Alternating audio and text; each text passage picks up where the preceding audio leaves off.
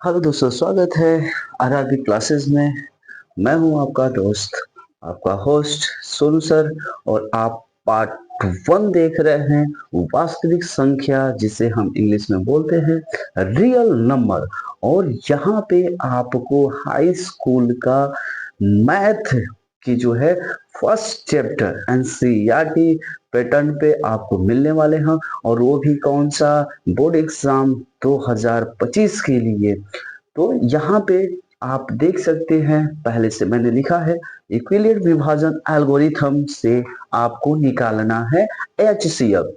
आप छोटे क्लास से ही एचसीएफ निकालते आ रहे हो, लेकिन वहां पे फंक्शन अलग होते थे, क्वेश्चन अलग होते थे।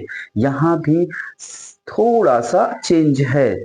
चेंज क्या है? आप पढ़े हो भाज्य बराबर भाजक गुणे भागफल प्लस शेषफल। सेम यहाँ पे वही काम करने वाले हैं।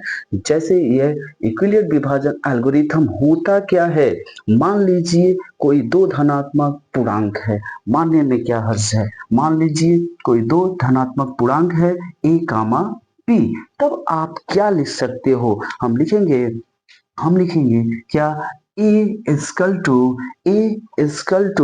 क्या? B Q plus R. ये आप देखें तो छोटी क्लास से ही आप पढ़ते आ रहे हो, लेकिन फंक्शन क्या था? भाज्य बराबर भाजक गुणे भागफल प्लस शेषफल। इस तरह से आप पढ़े हो। यहाँ भी यही काम कर रहा है। मैंने क्या बोला? कोई दो धनात्मक पूर्णांक है ए कामा बी। अगर दो धनात्मक पूर्णांक है तो आप लिख सकते हो A equal to B Q plus R. इस फंक्शन में ये कहता क्या है? आर जो है जीरो, बोलेगा कि जीरो जीरो जीरो जो है वो क्या है? जीरो लॉस देन और लॉस देन बी। बी को संतुष्ट करता है क्या? अगर कोई दो धनात्मक पूर्णांक है ए और बी, तो हम लिख सकते हैं A equal to B Q plus R, जो है zero loss then equal to R loss then B के बराबर होगा। मतलब क्या है? जब तक आप ऐसे आप निकाल रहे हो तो इस तरह से आप देख सकते हो प्रश्नावली का 1.1 का क्वेश्चन नंबर फर्स्ट में क्या है? एचसीएफ निकालना है। किस मेथड से? तो इक्विलेट विभाजन एल्गोरिथम से, जिसमें हमने पहला क्वेश्चन आपको लिखा है। क्या है?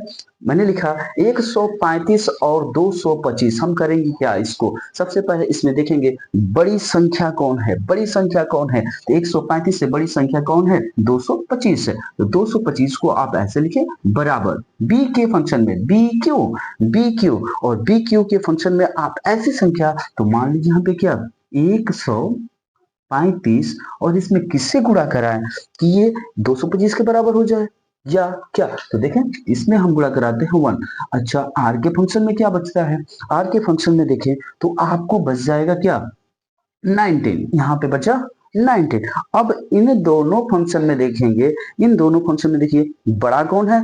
135 है। 135 लिखिए 135। अब देखें, अब किससे आप गुणा करा रहे हो? तो यहाँ पर आ गया 19 इक्वल टू 90, सॉरी 90 यानी 90 गुणे 1 प्लस क्या?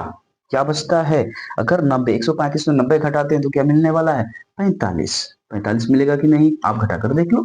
तो यहाँ पे फिर इन दोनों में फंक्शन देखें कौन बड़ा है, तो यहाँ पर आ गया 90 यानी 90। और अब हम किससे गुणा कराने वाले हैं? ये है 45 और किसमें गुणा कराएं हम? 2 से। तो ये हमारा शेषफल बचता है क्या?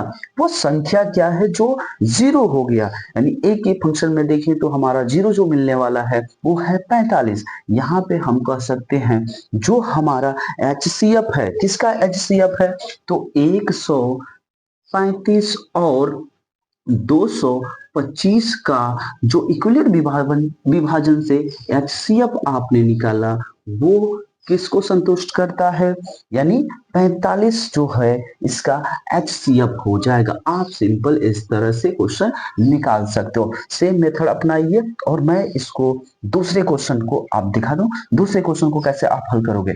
आप इसको हल कीजिएगा दूसरा क्वेश्चन।